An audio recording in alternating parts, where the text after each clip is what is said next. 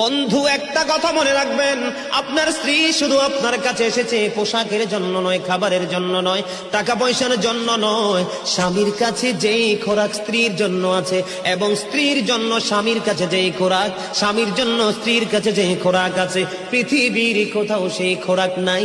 এটা স্বামী স্ত্রীর জন্য অবর্ণনীয় এক নিয়ামত। স্বামী স্ত্রীর মধ্যে যে প্রেমের আবেগ ঘন মুহূর্ত তৈরি হয় রে 14 গ্রামের যুবক, আমার দাদা ভাই যারা বুড়ো হয়ে গেছো, এখনো দাদু দুনিয়ার বুকে বেঁচে আছে, এখনো যদি দাদু যদি এক খিলি পান তোমাকে মজা করে বানায়া দেয়, পান চিবাইতে চিবাইতে তোমার ঠোঁটগুলো লাল হয়ে গেল, জিহ্বাটা লাল হয়ে গেল, আর দুজনের মধ্যে আবেগ ঘন মুহূর্ত তৈরি হলো।